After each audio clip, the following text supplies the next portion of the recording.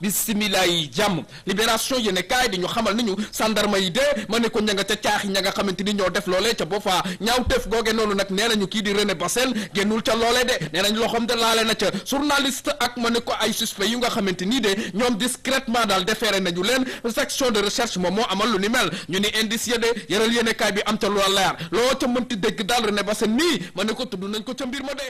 salaamaaleykum dal leen ak jàmm ci seen podcast René Capain Bassène journaliste condamné à tort René Capain Bassène cerveau de la tuerie maanaam ki nga xam ni moo organisé rey gi ci loolu la ñu jàpp ñaar fukk ak juróom benn nit wax ni ñoom ñooy ay complice am ñi si ëpp ñu ngi dëkkee woon Toubacouta jotoon ngeen xamante ak Ibou Sané ñu libéré woon ko ginnaaw ñeenti atu kaso comme ay moroomam suñu sukkandikoo ci document enquête bi gendarme yi dañu ni moom moo njëkk tudd René Bassène wax ni ñoo bokkoon nekk ci àll bi faat fukk ak ñeenti daggkatu bant yi. ci yan anam nga njëkk a déggee turu René Capain Bassène. René Capain Bassène bu ñuy jàppee laa dégg turam parce que gendarme yi dañ ma ne xam nga René ma ne xamul ma parce que dañu ne pour ma gunge leen këram ma ne man xaw ma René xaw ma këram voilà ma ne leen man xaw ma fa ñu ne ma ñoom xam nañu.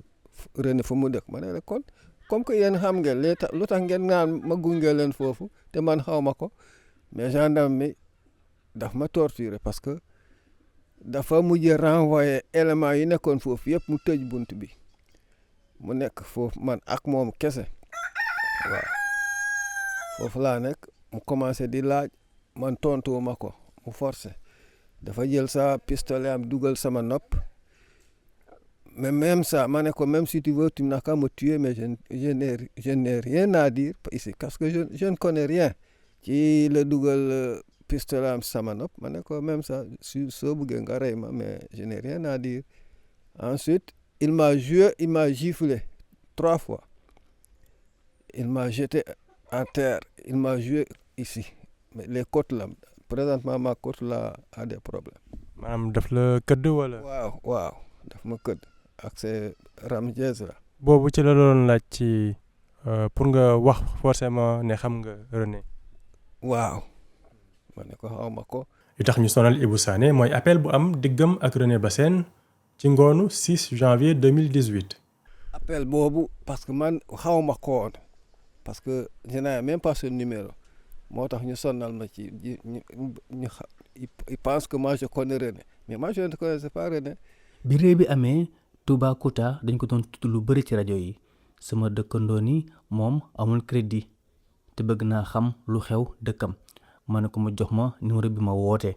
à l'aide de mes cousins qui lui a donné mon numéro comme il l'a dit il m'a appelé moi je ne savais même pas de qui il s'agissait pour me demander où est-ce que l'affaire s'est passée les lieux mais je ne pouvais pas le répondre parce que non seulement xaw ma kooku mais je ne pouvais pas le répondre avec l'enfant que j'avais. dafa bëggoon jël sama téléphone léegi au moment de avec l'enfant le téléphone est tombé voilà je ne pouvais même pas le répondre. d'ailleurs am na sax avocat bi lu mu wax lu am solo mooy bu nekkoon yéen ñaar xamante ngeen au moins waroon nañ mën a génne yeneen wootante yi ngeen. mais c'est ça le problème man avec René suñu xamante yoon musuma ko xam et je n'ai jamais appelé René il m'a jamais appelé c'était la première fois. lors de l'événement. cousin Ibou Sané boobu moom ak René Bassène ay dëkkandoo lañu dem naa sax ba egg ci këram te confirmé na ni moom moo jox René numéro Ibou Sané ndax booba rajo yi ñu ngi doon wax ni jëye ji boori Toubacouta la amee. je n'ai même pas été confronté avec René ça à la gendarmerie. c'est juste d'instruction non xam nga ce jour-là ça xam nga moi j'avais la cataracte je ne pouvais même pas lire ce que le gars a écrit donc. Il a certainement reconduit certains propos des gendarmes. Je ne pouvais même pas lire. Et étant ignorant de la loi, je n'ai même pas signé. Si je savais la loi, là, comment ça se fait, je n'allais même pas signer parce que je n'ai pas lu. Le PV. Même à la gendarmerie, on n'a même pas lu. ci dossier René Bassène ñaari nit lañu ni ñoo waxoon ni ñu ngi àndoon ak moom ci àll bi ba ñuy rey nit yi ginnaaw Ibou Sané keneen ki tudd Jean-Christophe Diatta. lii bokk na ci li Jean-Christophe wax juge yi. ci bésum fukki fan ak ñeent ci weerum janvier atum 2018 ci 4 heures du matin lay takk der ay gendarme daal di ñëw sama kër yee sama soxna daal di may jiiñ ne man ab rebelle la MFDC la bokk daal di may sax dóor ca naka noonu lañ ma jàpp daal di may yóbbu ci brigade bu gendarmerie bu Néma ca Ziguinchor foofu tamit enquêteurs yi dañ ma doon dóor ngir ma wax bépp kàddu goo xam ne yëkkati naa ko ba ñuy door enquête bi dama ko dàq ndax nag ay kàddu la yoo xam ne dama ko yëkkati ci ay mettital amul kenn koo xam ne dafa dëkk Toubacouta bokk ci jéeye googu di Boffa Bayotte te mu am 6 janvier 2018. Man Pape Sane, Pape Dagen. Moi, au retour de mon travail, je faisais le maraîchage pour le manger de midi. Quand je suis arrivé ici, ils m'ont remis la convocation. Et je suis allé répondre à la convocation. C'est comme ça qu'on m'a arrêté. Arrivé là-bas, ils nous ont dit que il y a un de nos collègues qui a dit que je faisais partie des gens qui étaient à Boffa Bayotte. Jean-Christophe. Quand il est venu, on l'a interrogé. Christophe les a dit que lui, il n'a pas dit ça. Vous avez passé combien de temps en détention? 4 ans et 6 mois. Est-ce qu'il y avait parmi les gens qui avaient été arrêtés des gens qui avaient été blessés ou... Oui, il y avait des gens blessés. J'ai vu que quand on était rentré, j'ai vu l'autre là, Jean-Christophe, ici. Tout est blessé. Les bras. Wow, les bras et les genoux. Le jour de l'interrogatoire, il a expliqué. Il a expliqué jusqu'à il voulait montrer les cicatrices et le juge lui a dit que ce n'est plus la peine. bi ñu ma yóbboo fi ñu téye woon waa Toubacouta ñu laaj ma ndax xam naa leen balaa may wax sax Jean-Christophe ni yaa ma jeeju rek ñu mbaj ko dañu ko mbaj ba mu tourné ñu jàpp ko di ko dóor. mettital yooyu moom Jean am na lu ma ci nettali ba ma ko woowee ay jamono ci ginnaaw ci la ma ne dañu ma dóor comme mbaam di fàttali itam ni moom la gendarme yi yeewu jabaram ba ñu koy jël si ndax li mu doon kaas ay dëkkandoom ñoo ko mujj tekki ginnaaw si gi.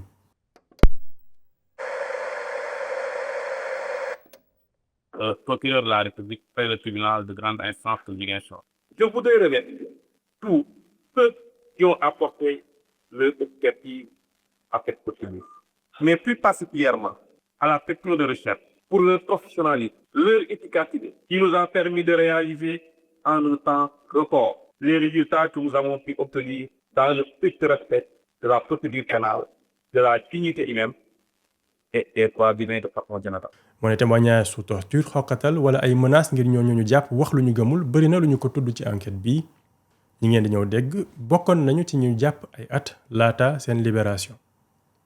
3 heures du matin maa ngi tëdd ak sama jaboot yi si biir néeg bi ñu fëgg bunt bi vim man dama fa ne béy yi sax moo dugg si biir bu ñu fëggee bunt bi vim rek ma jóg daal ne lan la lu xew ñu ne ñun ñooy gendarme yi man ne gendarme lan moo xew ñu ne ni dem Ziguinchor boo eggee Ziguinchor da ngay xam lan moo xew eggee Ziguinchor boobu man depuis samedi bu ñu ma jàppoon fii ba vendredi cicatrice manotte yi mi ngi fii ba léegi cicatrice yi nii laa def sama loxo yi depuis vendredi et depuis samedi ba vendredi bu ñuy defaroon la ñuy bàyyi loxo yi sama manette yi sama loxo yi yëpp a néew yii nii la def nii la def banut yëpp a dugg nii est-ce que nit dina def loolu moromam nit man mi us Alif Seen Ba duma ko fàtte ba ma sangoo suuf parce que torture bu ñuy torturoon yàlla rek a xam sama noppa bi nii laa tëddee di ma costé miir bi am na benn genre bu ñëw maa ngi toog nii dama dóor fii ma ne lu tax nga dóor ma mu ne après da ngay xam ma ne ko après yaa ngi may manote après nga dóor ma noonu est-ce que nit dina def loolu nit. man je m'appelle Adama Diémé ex-détenu de l'affaire Boffa Bayotte dafa métti woon si ñun on couchait sur les manottes oui pour manger ça c'est des problèmes c'est les restants de leur dîner ou bien de leur repas de midi qu'on mange nous. waaw suñuy seen deset manottes yi dañ koy garder ñu on couchait sur les avec les manottes c'est trop serré Oui. Même pour aller pisser, ça, on nous accompagnait et c'est eux qui nous faisaient pisser. Man maay Abdou Sané ma nekkoon ASC au niveau de la case de santé de Toubacouta. Ma nekk le vice-président de l'association de Toubacouta bu ñu ne UDES. Le 13 la ñu arrêté woon léegi les jeunes les premiers arrêtés ñu yóbbu leen Ziguinchor.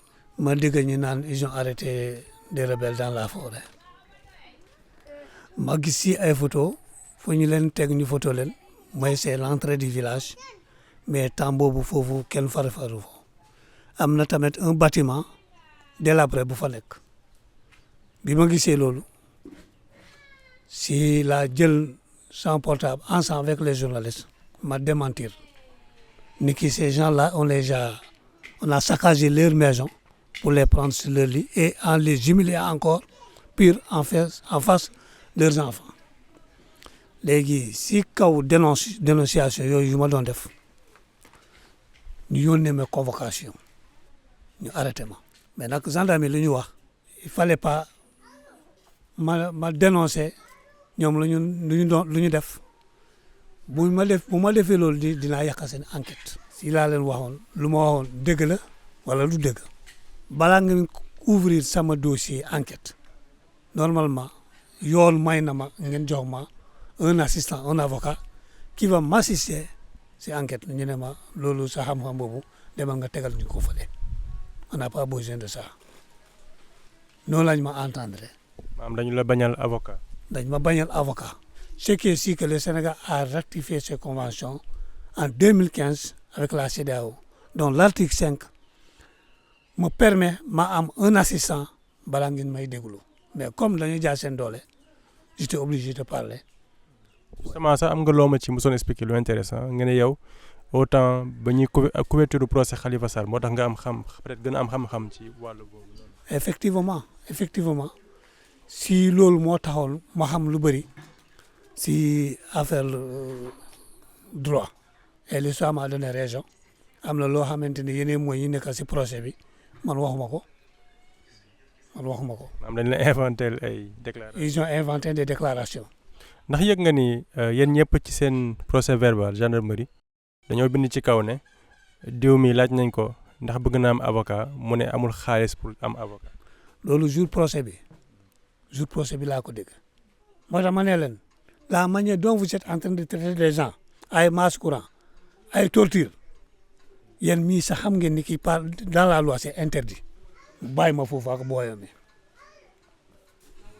kooku ne ma di nga wax boo waxul ñu maas la courant pire encore après bu ñu ma déglu ba pare ma ne leen ñu ne ma signer ma ne leen je ne vais pas signer tant que liiru leen PV bi ma déggalu fa nekk mais ils ont insisté avec leur force pour me dire que tu vas signer par la force wala boo signer rek ñu maas la courant j'étais obligé de signer. Alors, au niveau de l'interrogatoire, on nous imposait de dire ce que on ne devait pas dire là-dessus. Ils nous ont même pas fait lire le procès verbal.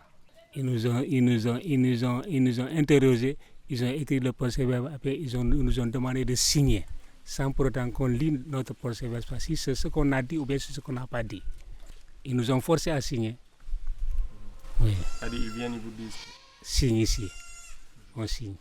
On a demandé si nous pouvons avoir un avocat, ils nous ont dit non, vous ne pouvez pas avoir un avocat. Ce n'est pas pour le moment. Je suis Tombong Arona Badji. Je suis de Toubacouta.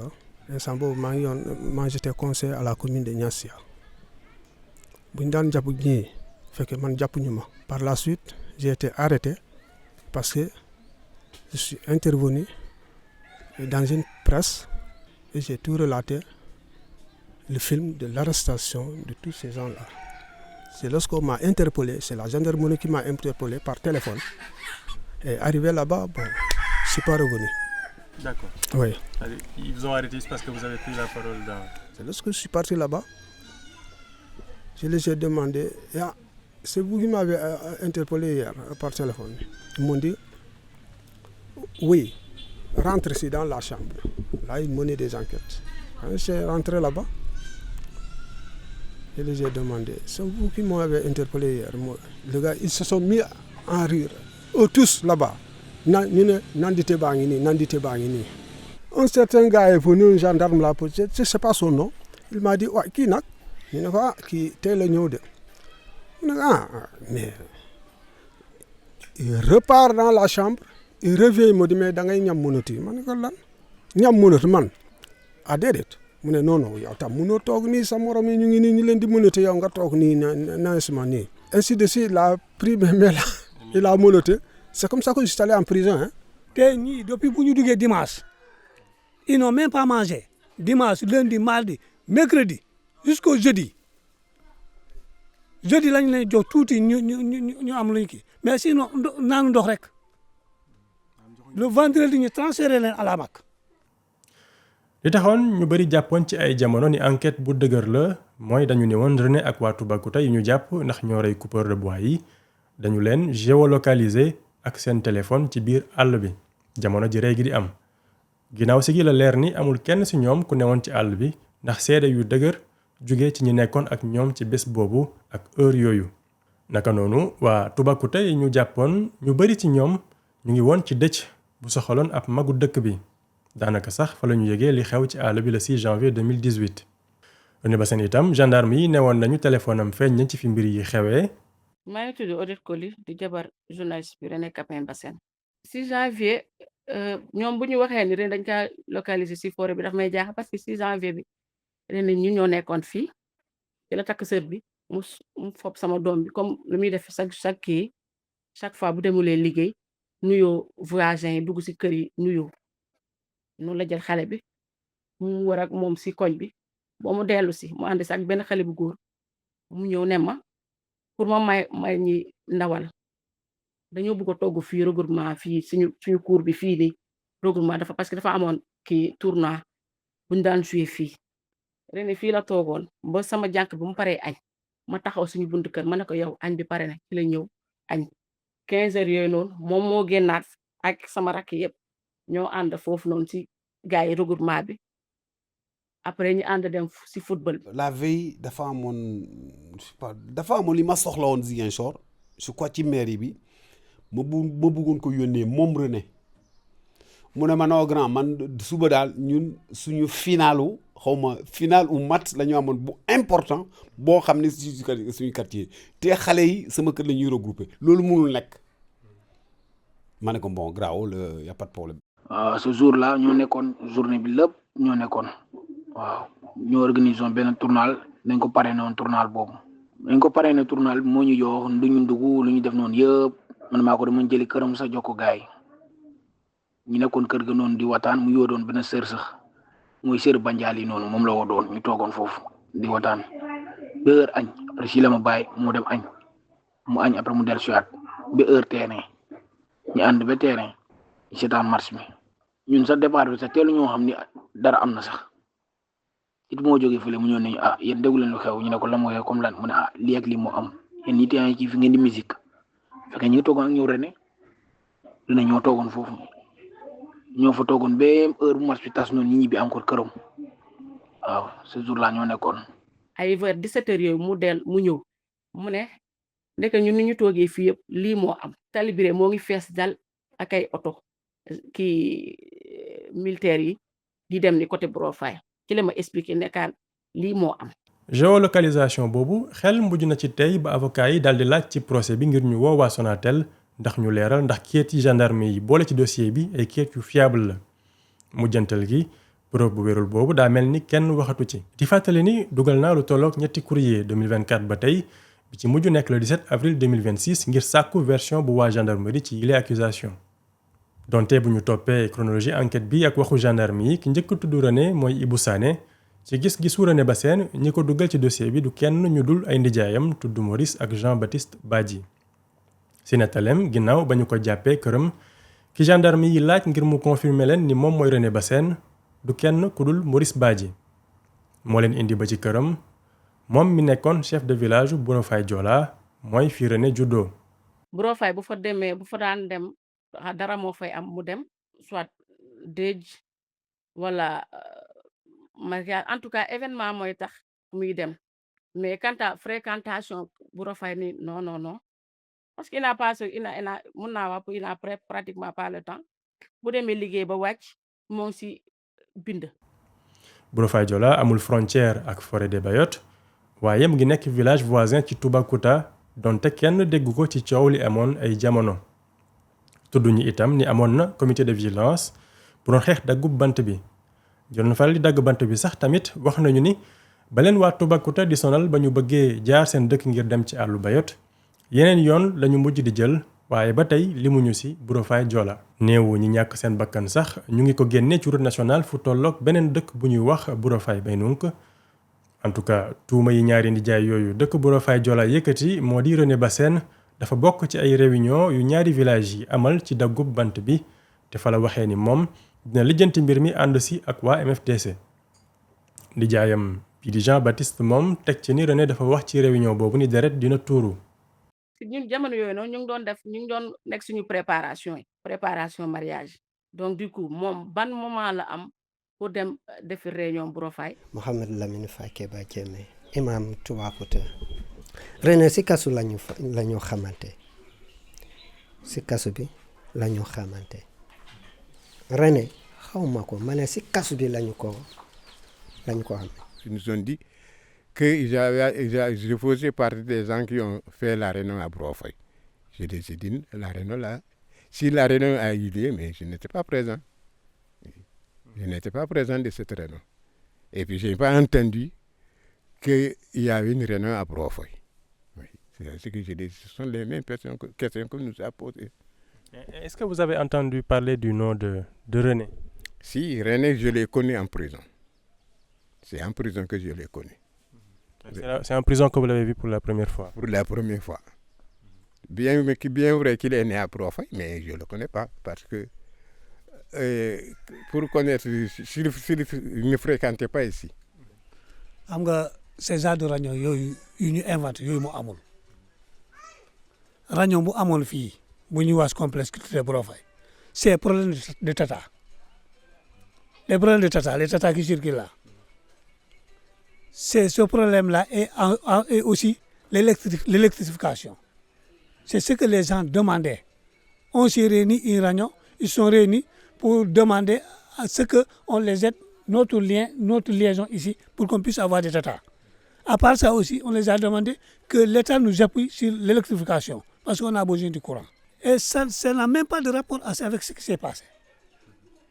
ñoom ñoo toog di inventer lu ñuy inventer di koy wax di koy jiñ ni ni si lu amul. man maay Moud Lamine Sagna di du ñu ne ñun ñoo réunion pour affaire tuerie bi Boofa man foofu dafa ma jaaxal kay parce que même boo leen di réunion pour tuerie ngeen def ko ci yoon bi ku nekk mu romb la xam nga loolu maanaam fi ñu ne réunion bi fa la am nekkul woon lieu boo xamante ne sax. non nekkul woon lieu bu nga xam ne boo toogee fii ku jaar fii sax dina la gis fii waaw. maanaam mu nekk woon réunion wax ne mu ngeen ko def de manière secrète. non c'est pas de manière secrète waaw moom nga ñoom dañuy def lu leen neex rek. bu ñu ma waxee réunion la ñuy def ma ne ak kan ñu ne ma René kañ naa ko gis ay weer léegi bu ñu ma waxee René rek masa foofu la ci prison bi foofu laa ko gisee ma ne ko René mu ne ma ne ko lan la mu ne ma ñu ne dañuy gisaan ma ne ko man de xaw ma kañ la gis yow mu ne ma ne ko dafa yàgg trop.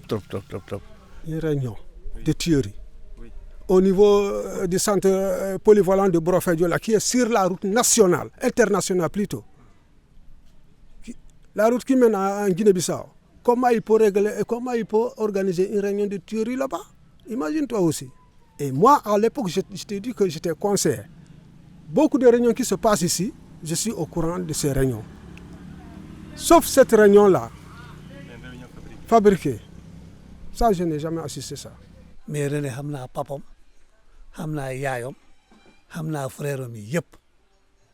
Cause pour laquelle même le juge, quand il m'a demandé de René, je lui ai dit que René, je connais toute sa famille. Mais après plus de 10 ans, on ne s'est pas vu avec René parce qu'il était à Dakar. Après la formation aussi, quand il commençait à travailler, on ne s'est jamais croisé, on ne s'est jamais vu, sauf en prison que je l'ai trouvé. Prison laa ko fekk. Jean Baptiste mu ngi faatu ginnaaw ba mu génnee kaso Maurice Badji dem na fekk ko ba ci këram atum 2024 laata moo génn àdduna jamono jooju lii la ma waxoon.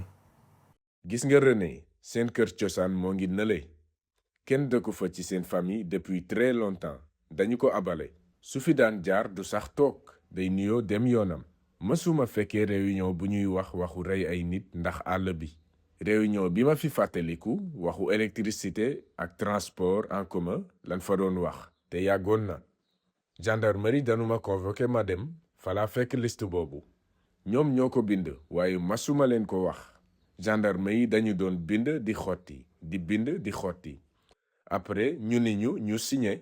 waaye li ma wax waroon na loolu ak li ñu ko bindal ni moom moo joxe ab liste ñi fekkee réunion bu jëm ci daggub bant bi boole ci turu René Capain Bassène. man de lu ma xaw a jot tuuti sama xalaat est-ce que affaire suuf moo tax ñi xëccoo ni xam nga ñoom fële affaire suuf moom dañ ko xëccoo trop. waaw seen problème fële loolu la affaire suuf am nga anciens yi bu njëkk bi dañuy xëccoo affaire suuf loolu nag ci joolaay bëri nañ trop waaw. li leer ba leer mooy ba mu eggee procès feddaliwul li mu waxoon jëm ci ni dafa bokk ak René réunion bu jëm ci àll bi. keneen kii di Jean-Baptiste Badji moom joxe na ay version yu waroo bésu procès bi bu njëkk dafa ni ci biir réunion la woon ginnaaw si gi mu ne après réunion bi encore mu ne waat ne dafa doon dox di dem mu dab ko daal di dégg muy waxtu ni deret dina tuuru moom Jean-Baptiste nangu na jouru procès bi ni problème mu suuf moo leen boole ak baayu René Bassène jamono bi muy nekk soo amoon na itam ku ko laajoon mu ni dañu ko tiitaloon jamonoy enquête waral mu accusé jarbaatam. Un jour j'allais à Bourofaye. Il y a un de mes oncles, Clément Bassène, paix salut sur lui, il est décédé. Il m'a interpellé. Il m'a dit, viens, je suis venu. Il m'a dit, ton oncle Maurice est venu me trouver ici. Il m'a demandé de me mêler à lui contre vous. Il lui a carrément dit que moi, les enfants de Georges Bassène ne m'ont rien fait. Il lui a dit non. N'est-ce pas, leur papa t'a donné un terrain, ensuite il a arraché. Il a carrément dit, ça c'est moi et mon frère. Et j'ai toujours demandé à René de faire attention à lui. Mais c'est que René, c'est quelqu'un qui ne veut pas de problème. Qu'est-ce qu'il me dit? Il me dit, non, tu sais, il faut dépasser cela et tout, et tout.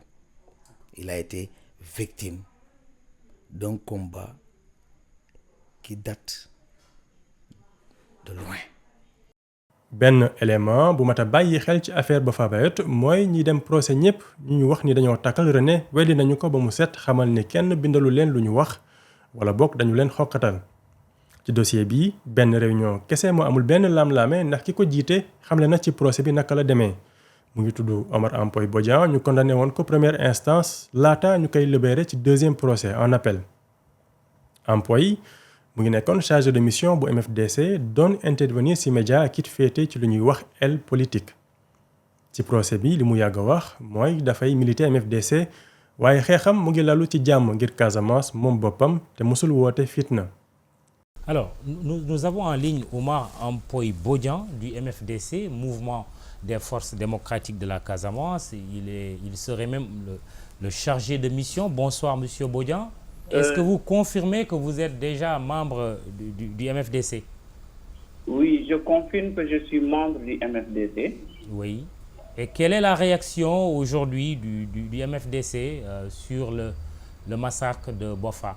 Permettez-moi, au nom du MFDC, de s'associer vraiment. Réunion boobu mu ngi am weeru décembre 2017 ci Guinée-Bissau ki ko sàkku di tudd Bourama Tumbul Sané nekkoon défenseur de l'environnement te bokkoon ci volontaire projet bi taxawaloon ay comité de vigilance ci village yi ngir aar forêt bi. audience boobu mu ngi ko ñaan ginnaaw bi ñu jàppee ñeenti nit ci Toubacouta weeru novembre 2017. Ampoy dina xamle ni moom ak Bourama Tumbul ak yeneen ñaari nit yu mu jàppul seen tur dem nañu ci benn dëkk fële ca Guinée-Bissau ngir rencontrer ay commandant de base u MFDC. booba César Atoute Badiate nekk fa woon li ñu wax mooy ni li leen taxoon jóg mooy ut ndimbal ngir ñu mën a bàyyi ñeenti doomu Toubacouta yi ñu doon waajal seen procès jamono jooju. ci nettaleem ba tey ba ñu noppee leen commandant de base MFDC yooyu wax mooy dégg nañu leen. suñu sukkandikoo ci waxe Ampoy Bodian soutien politique dong moo leen taxoon a jóg ngir waa MFDC wax ak waa état du Sénégal. bi jee ji amee janvier 2018 Bourama Sané mi sàkk woon réunion bi dafa jël bakkanam ci yoonu gendarmerie bi mu waroon wuyu ji. autopsie bi wax ni produit phytosanitaire maanaam poson la naan waaye bàyyi na ab bataaxal li mu ci xamle moo di amul dara lu ko taxoon jóg ci rencontre bi lu dul aar alam bi ak ut ay pexe ci jafe-jafe yi ñu amoon waaye dañu leen rax te moom du nangu benn yoon ñu koy xoole bëtu ku laale ci massacre bi am ci forêt de Bayot. ci procès bu njëkk bi Ampoy Bodian dañu ko daanoon girub dundam ndax juge yi ne woon amul benn xeetu ndimbal jëm ci libéré ñu nekk kaso bu mënoon tukkee ci rencontré ay woy fippu yu yore ngànnaay waaye ci procès en appel bi juge yi dinañ wëlbati décision bi daal di ne donte dem nañu fa tekki wut ni nas ak rey moo leen taxoon jóg te amul firnde ne seenuk dem moo indi mbir yi. voyage boobu René bokk ci Ampoy Bodian wax na ci lu leer ni René Capain Bassène xam na ko en tant que journaliste observateur ci conflit bi waaye mësul bokk MFDC te mësul participer ci seeni activité ci tënk géolocalisation dañ na teewaayu René ci àll bi dañ na 26 nit yu ñu jàppoon ni ay complice am lañu yépp ñu libéré leen ana lan kon moo waral René Capain Bassène des ci kaso bi way leen di déglu podcast bii di René Capain Bassène journaliste condamné à tort maanaam taskatu xibaar bu ñu tëj ngir dundam ci njuumte mu nekkoon épisode 3